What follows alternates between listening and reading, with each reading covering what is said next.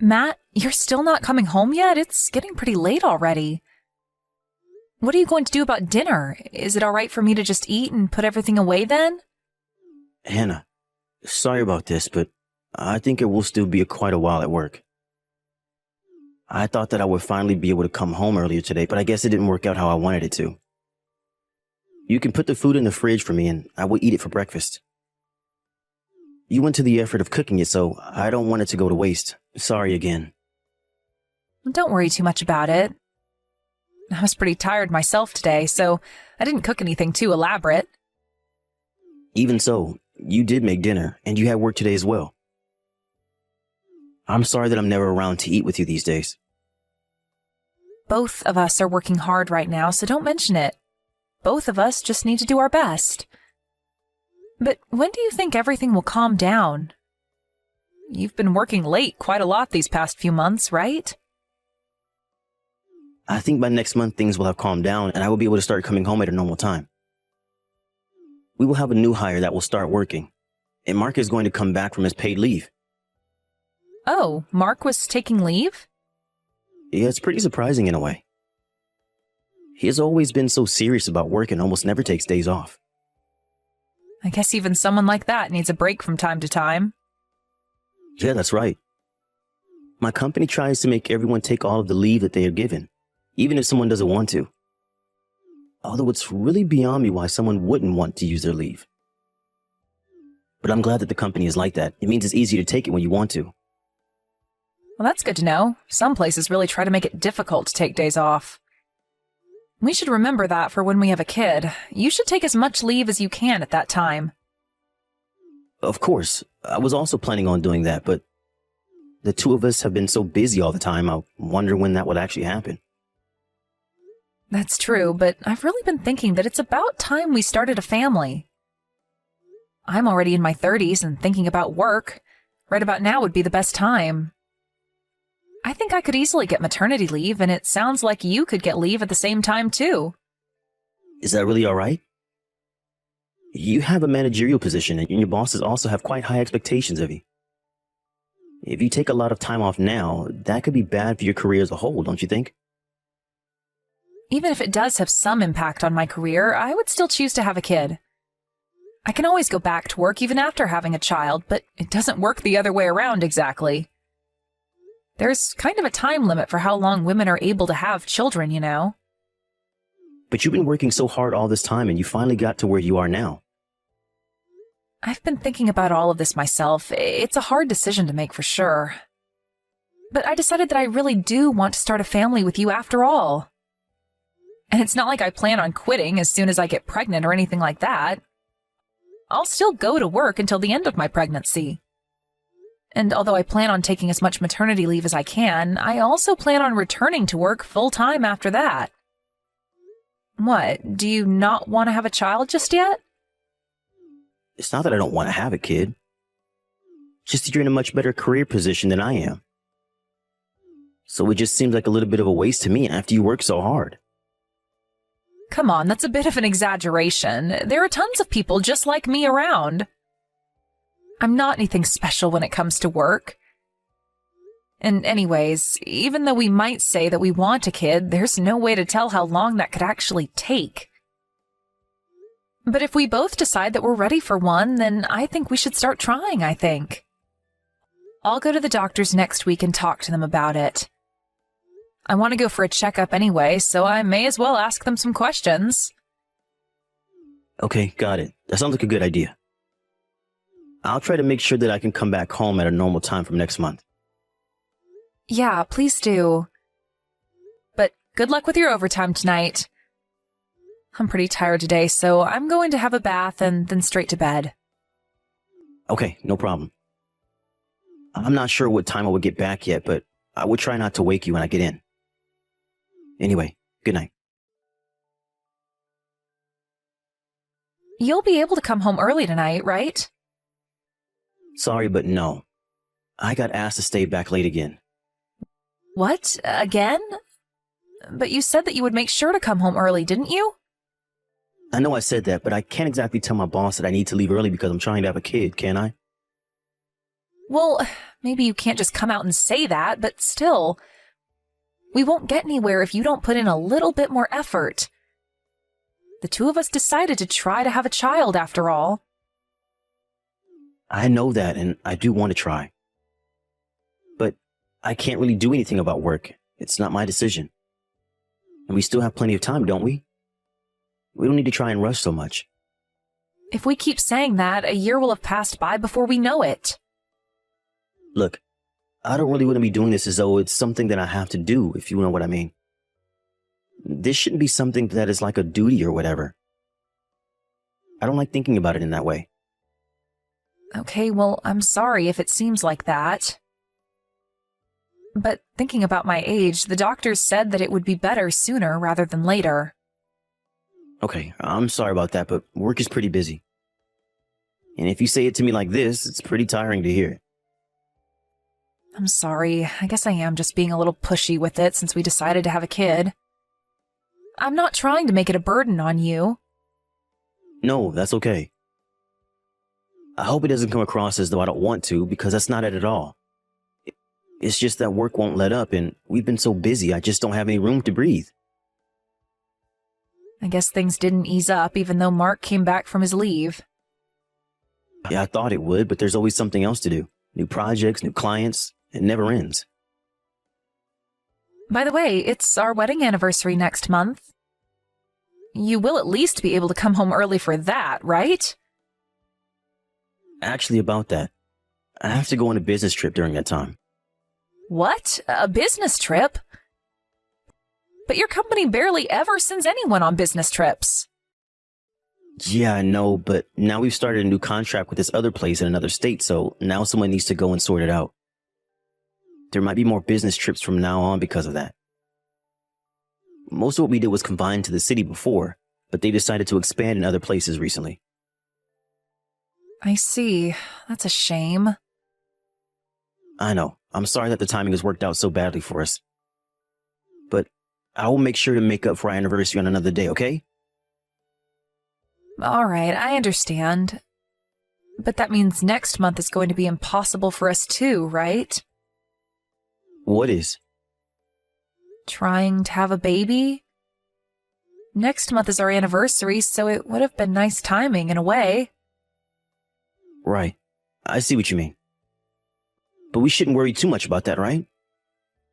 I mean, even if we don't end up having a kid, I still see myself living and being happy with you regardless. I think so too, but I just don't want to give up without really having tried. Men can have kids regardless of their age, but that's not the same for women. There's a time limit on my body, so to speak. I know I said this already, but we shouldn't try to force it too much. After all, a child is something that you are blessed with, not something that you force to happen. I know that. Sorry, but I have to get back to work. Are you mad at me? No, I'm not. What you say is just one way of looking at things. But I did think that you would try to keep your promise for today. Maybe I shouldn't have expected that from you. Do you really need to say it like that? We still have plenty of chances. I'm telling you that male and female bodies are different. It really gets on my nerves when you talk as though we have all the time in the world. Look, maybe we're wrong about this. What? Why would you say that? You said this yourself, right? That you have been pretty highly strung since we decided that we should try for one. And I noticed this myself as well. We were getting along much better before we decided to try and have a kid. Maybe we did get along better, but we were basically living as just roommates, don't you think? We both come home and live in the same place, but we're kind of just living together. We barely even go out together anymore. That's just because both of us have been really busy with work, though, isn't it? We can't really help that. But I've been doing my best to try and make time to spend with you. But you always say that you're really tired from work and turn me down whenever I suggest that we do something. I don't know if this is something that we can just brush away with "it can't be helped." No, sorry, this isn't something that we should be talking about right now, I don't think. let's talk about all of this another time, okay? All right, I got it. But I just want you to know that I wasn't trying to get into a fight or say anything to hurt you. Don't worry, I know that. Good luck with work today. Thanks, you too. And again, I'm really sorry about today. Sorry, Matt, are you awake right now? What is it? I just got out of the bath and was about to go to sleep, but I'm still awake. This hotel has an absolutely huge bathroom, so I was soaking in the tub for a while. Business trips can be a pain in the ass, but at least they put us up in nice hotels. There's something more important than that I have to tell you. There was a baby in front of our house. What? What do you mean, a baby? Are you alright? Are you seeing things now because you're so tired? No, that's not it. Someone rang the doorbell before, right? And I was kind of worried, since who would be coming to our house this late at night, right? But when I looked at the camera through the interphone, there was no one there at all. All I could hear was a baby crying. Are you telling me the beginning of a horror story or something? No, stop messing around. I'm being serious here. So I opened the door to check the landing outside, and there was a baby there right in front of the door. You gotta be kidding me, right? No, I'm not. From the way the baby looked, it seemed like it was born very recently. It's still tiny, a total newborn. Okay, and what did you do? Where's the baby now? Well, I didn't want to just leave the baby outside, so for the time being, I brought it into the house. Okay, I see. Well, that's good to hear. We don't have to worry about that at least. Make sure to look after the baby for now, okay? What? Why would I look after this baby? I don't know whose baby this is. I need to call the police about this. Don't do that. Don't call the police no matter what. Why not? I can't just start taking care of some random baby that someone left on our landing. Yeah, but think about why someone would do that. A mother probably left the child there because she can't take care of the baby for the time being. But it often happens that they change their mind in cases like this. What if she comes back for the baby and the baby is gone? It will be more difficult to reunite them later, and she might be in trouble with the police for doing that too. And if she keeps cops around our house, she might not want to come back. I'm sure she'll be back for the baby if we just take care of it for a little while. But how are we supposed to know when she'll come back, or even if she will? That's not a guarantee, even if it happens sometimes. Besides, I have work tomorrow. A baby was just left at our doorstep. Just take a day off tomorrow instead. I'll also try and cancel this business trip early and come home. Forget about the police for the moment and just look after the baby as best you can. I mean, poor thing, it was left out in the cold like that. I see. I guess everything that was written on this letter was true after all. Letter? What letter? There was a letter with the baby that said, "Please look after him." Okay, and what's so strange about that? What else would it say if someone was abandoning their baby? It also said that the baby is yours. What? My baby? Stop joking like that, please. I wouldn't joke at a time like this. It looks like the baby's mother went out of her way to drop the baby off at our house. It wasn't random. That's just some prank. The mother probably thought that if she wrote something like that, there would be a better chance of someone taking the baby in. There are countless houses that she could have left the baby at if it was random, but she specifically came up to the 9th floor where we live and put him in front of our door. That doesn't seem like something a stranger would do now, does it? And by the way, it also says in this letter that you have a bunch of other women that you're seeing right now? I don't know anything about that. There's some sort of mistake going on here. If that's the case, then we should call the police and get them to take the baby in, right? Just hold on a second and give me a little bit of time. Why? What do you need time for? Are you planning on reaching out to the kid's mother?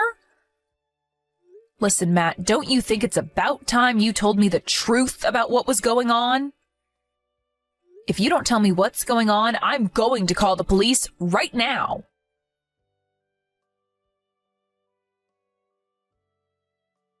Hannah, I'm really sorry about what happened before. Can you come home, though? I want to talk to you about this properly. We've already discussed everything that there is to talk about. You were cheating on me with 2 other women and got one of them pregnant. She gave birth and left the baby in front of our apartment. Then you lied about your business trip and went on a trip with your second mistress. What else is there to talk about? Is there something else you need to confess to? I meant that we need to talk about us. Are you really being serious when you say you want a divorce? After all you've done to betray me, are you saying that you don't want a divorce? No, I don't. You're the one who I truly love. I don't want to hear some stupid joke like that. If you really loved me, you wouldn't have been cheating on me with 2 other women. 2! That's not it. I like women like you who are independent and can do things on their own. The other 2 don't even compare to you at all. They're younger and are quick to just rely on me for everything. It just happened that we got together, but I never even once thought that I would rather be with them instead of you. It doesn't matter even if that's true. You still had an affair. Whatever you thought about the affair itself does not change that fact. It only happened because I've been drinking. I wasn't even the one who made the first move. What? As if that matters. You still were meeting 2 other women behind my back repeatedly. And you even went on a trip with one of them when we were supposed to be celebrating our wedding anniversary. It's not like you live your life constantly drunk, so would you mind stopping with these stupid excuses? I'm sorry. I know that I did the wrong thing. If you really understand that, then it's time for you to bear the responsibility of your actions. But I really don't want to get divorced. I can't live without you. Then you shouldn't have gone about cheating on me. And it's not just the cheating that you have to take responsibility for. You have a kid now as well, so you better look after him properly. You have to recognize him as your son and make sure you pay for the child support. But I told her not to go through with having the baby. It's her fault for not listening to me and having him anyway. Are you being serious right now? I don't really want to try and defend a woman who would have an affair with a married man, but it takes 2 to make a baby, and you were one of those 2 people. You did the deed, now you need to take responsibility for it. But I'm probably not even the child's father. Sure, I did have a relationship with the mom, but the father could very easily be another man. It's pretty easy to check that with a DNA test, you know. This lie won't get you very far. Hannah, please, forgive me. I'm begging you. I know that this is all 100% my fault, I admit that. But I never wanted things to end between us. You went out doing whatever it was that you felt like. But now the only reason that you don't want a divorce is because I make a lot of money. And we had a stable life together, and you don't want to throw that away. I was busy with work, so I didn't notice that you were cheating and believed your lies about all the work that you were doing. And you were making fun of me for that, apparently. You told these women that it suited you well to have a wife and then do whatever you wanted on the side without her knowing.